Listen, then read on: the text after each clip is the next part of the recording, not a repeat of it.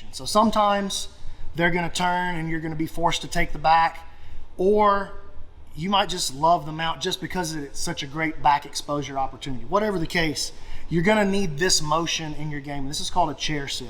Okay, so we'll start with the most basic version for the white belts amongst us.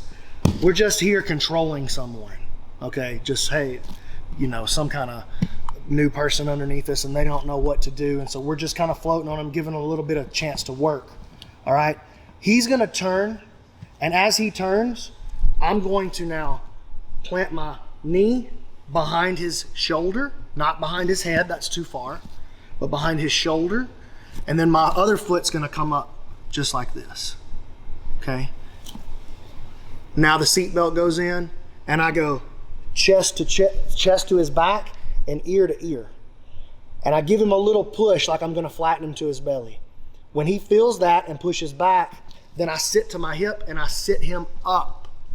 The temptation, this is the problem that most people have, is the temptation is to pull him back into back control here, but he's already slipping out of the position. He's gonna put his back on the mat and I'm gonna probably lose the position, okay?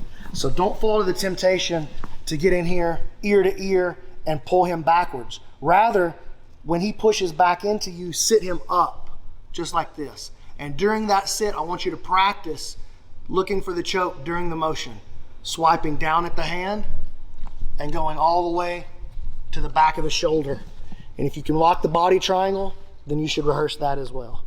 So now I've got control over the knuckles of the hand, and I've got control over the shoulder, and my elbow is pushing into him here.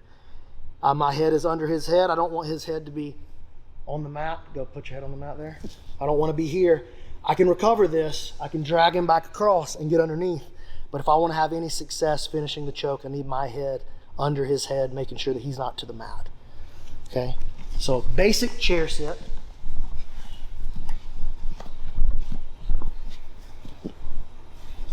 Go ahead and turn.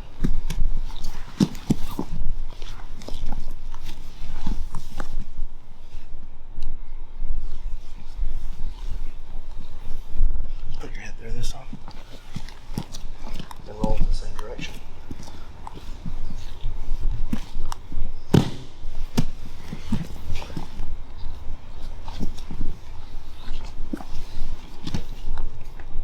Another scenario, we're going to use the chair sit. This is like the hangman here. We're running him straight to the kill here. So this happens when we have a low mount and we have control of his head, but he decides he wants to take both his hands to the other side and run that way. Just let him run. Slip his elbow around the corner, slide in behind, and now when you go to sit him up, immediately take your right hand and put it behind this side. And as you go up and over, you loop yourself into the choke. And finish with the body triangle. Elbows go to his chest. That's a disgusting choke. I love that when that happens.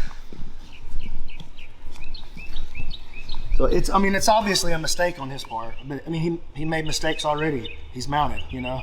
So people will do desperate things when they find themselves in poor positions. That's why we want to strive to stay on top and dominate the player.